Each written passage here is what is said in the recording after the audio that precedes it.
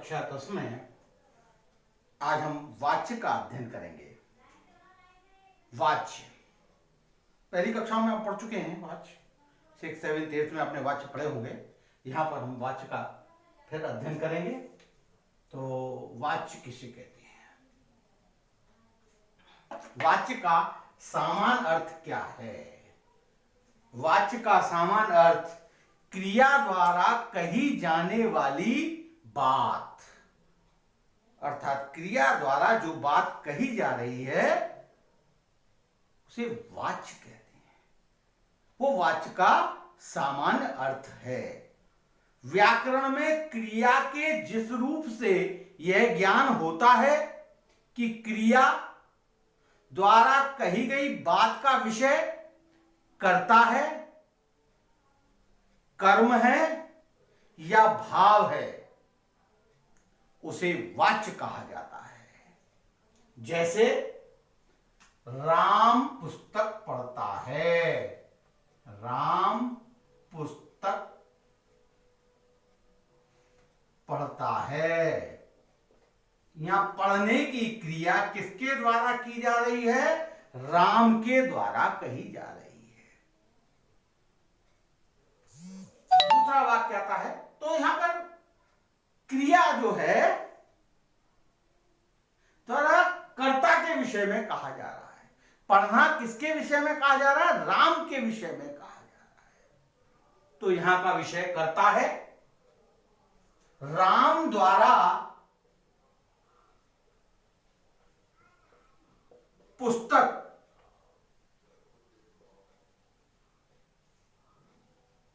पढ़ी जाती है।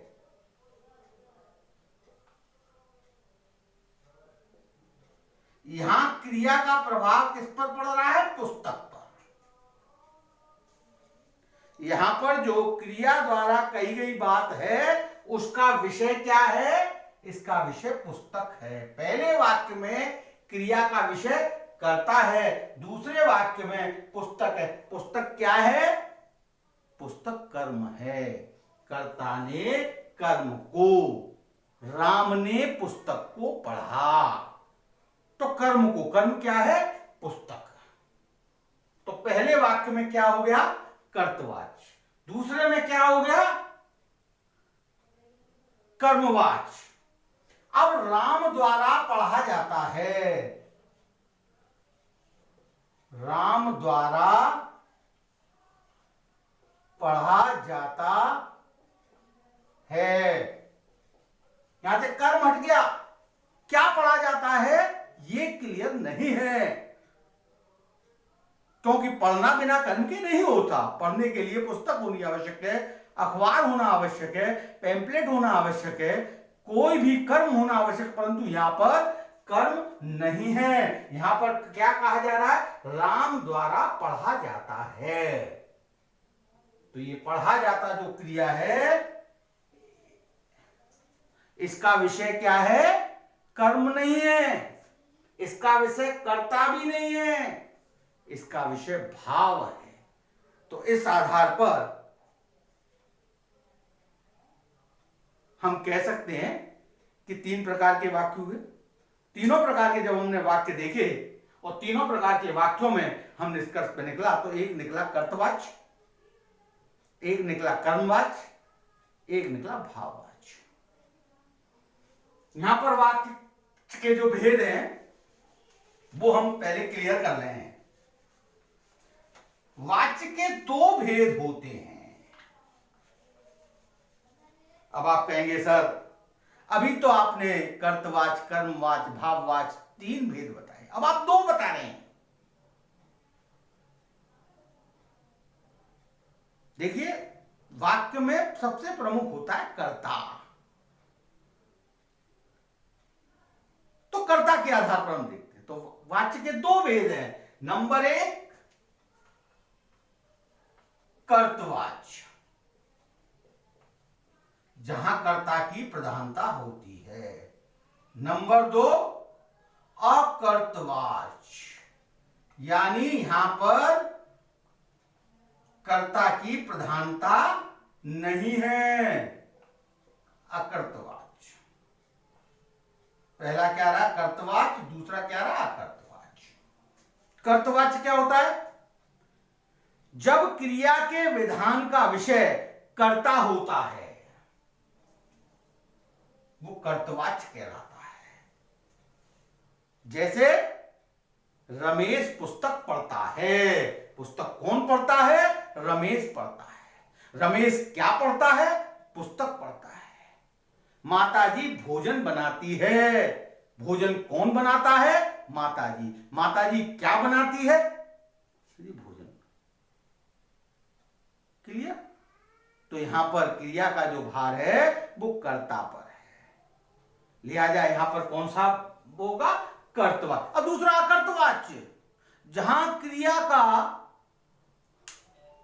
विधान, क्रिया के विधान का विषय, जहां क्रिया के विधान का विषय कर्ता पर न पढ़ करके, कर्ता पे न पढ़ता हो, जहां कर्ता पे पढ़ता है वहां कर्तवाच्य हो गया, और जहां कर्ता पे नहीं पढ़ता वहां अकर्तवाच्य कहलाता है। अब अकर्तवाच्य के भी दो भेद हैं। अकर्तवाच्य के भी दो भेद हैं। नंबर 1 कर्मवाच्य और नंबर 2 भाववाच्य। नंबर 1 क्या है? कर्मवाच्य। कर्मवाच्य किसे कहते हैं? जब वाक्य में कर्म को प्रधानता दी जाती है, जिस वाक्य में कर्म को प्रधानता दी जाती है, यानी जिस वाक्य की क्रिया कर्म के आधार पर होती है वहां कर्मवाच्य होता है। जैसे रेखा के द्वारा कपड़े धोए जाते हैं। अब यह कपड़े किसके द्वारा धोए जाते हैं? रेखा के द्वारा। जहां कर्म कपड़े धोना है, रेखा के द्वारा क्या धोया जाता है? रेखा के द्वारा कपड़े धोए जाते हैं। तो यहां पर प्रधानता किसकी है? कर्म की। तो यहां कौन सा वाच्य होगा? यहां पर कर्म वाच्य होता है। महेश से पुस्तक पढ़ी जाती है। महेश से क्या पढ़ा जाता है? महेश से पुस्तक पढ़ी जाती है। यहां पढ़ी जाती क्रिया का जो प्रभाव है वो पुस्तक के का पढ़ रहा है, यानी क्रिया पुस्तक के आधार पर है, इसलिए यहां पर कर्मवाच्य। इसके बाद में आता है सेकंड भाववाच्य, जहां जिस वाक्य में क्रिया का प्रभाव कर्ता पर न पड़ता हो और कर्म की उपस्थिति ना हो। जिस वाक्य में कर्म की उपस्थिति ना हो और क्रिया का प्रभाव कर्ता पर न पड़ता हो तो कहां पड़ेगा फिर क्रिया का प्रभाव? क्रिया का प्रभाव उस वाक्य के भाव पर पड़ेगा। जब क्रिया के भाव की प्रधानता जिस वाक्य में होती है वहां पर भाववाच्य होता है। क्लियर?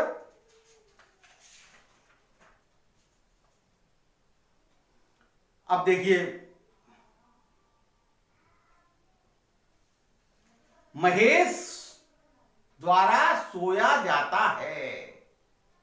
महेश द्वारा सोया जाता है।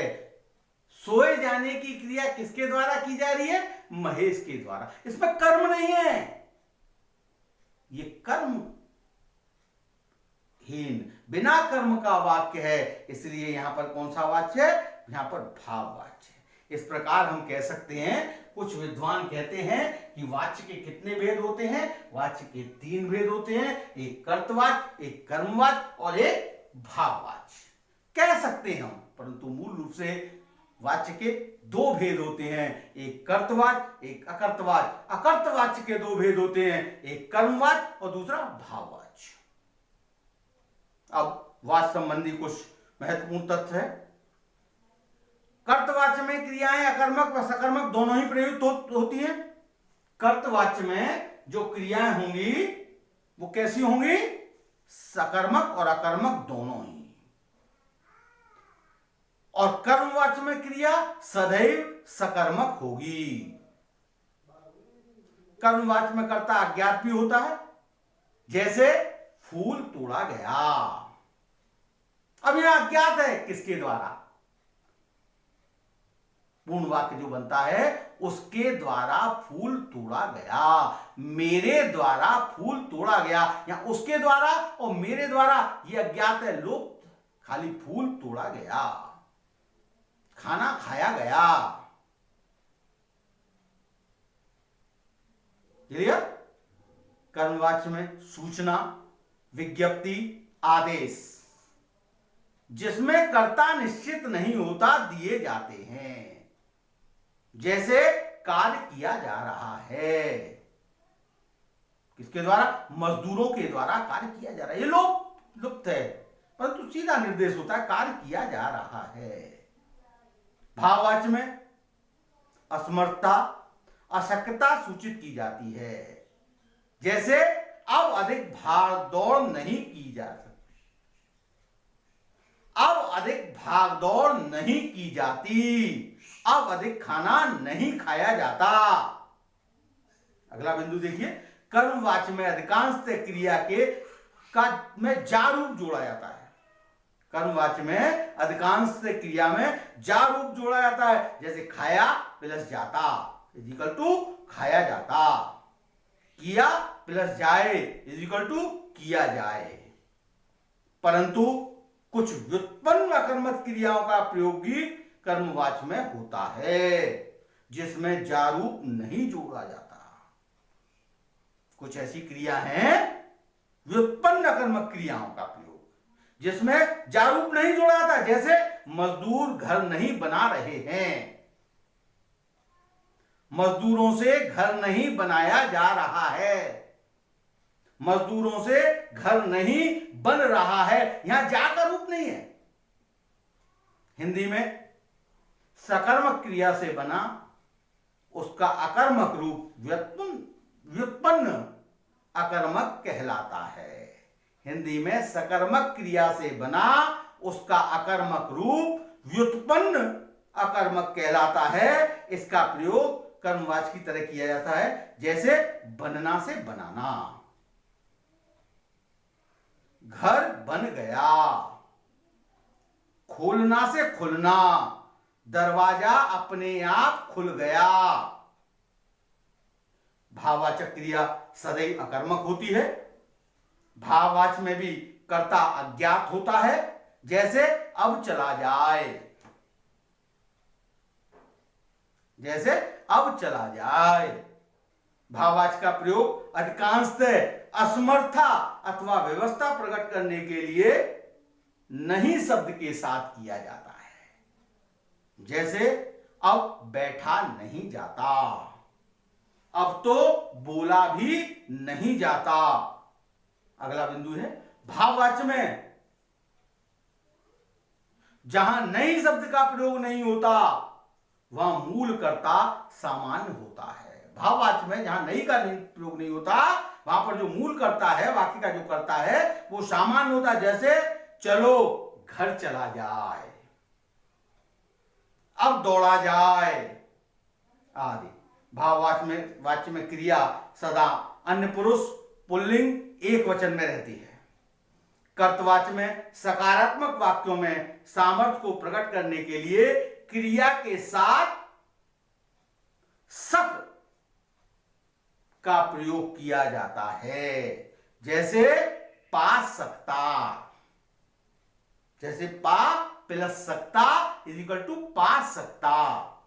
इसी तरह जैसे वह गाना गा सकता है, वह पढ़ सकता है। इसी तरह असमर्थता सूचक वाक्यों में भी सक का प्रयोग किया जाता है। जैसे मैं पत्र नहीं लिख सकता, बच्चे टीवी नहीं देख सकते। ध्यान रखें, कर्तवाच्य में निषेधात्मक वाक्यों को कर्मवाच्य व भाववाच्य दोनों में रूपांतरित किया जा सकता है। कर्तवाच्य के निषेधात्मक वाक्यों को कर्मवाच्य व भाववाच्य दोनों में परिवर्तित किया जा सकता है। अगर वाक्य में कर्म है और उसको परिवर्तित करना है तो कर्म युक्त जो वाक्य होगा वो कर्मवाच्य में परिवर्तित होगा, और जिसमें कर्म नहीं होगा वो भाववाच्य में परिवर्तित होगा। अब आता है वाच्य परिवर्तन, वाच्य का रूपांतरण। एक वाच्य से दूसरे वाच्य में परिवर्तित करना, बदल जाना वाच्य परिवर्तन कहलाता है, वाच्य रूपांतर कहलाता है। जैसे कर्तवाच्य के वाक्य को कर्मवाच्य में बदलना। नंबर 1, सीता खिलौने लाएगी। इसको अगर हमें कर्मवाच्य में बदलना है तो सीता के द्वारा खिलौने लाए जाएंगे।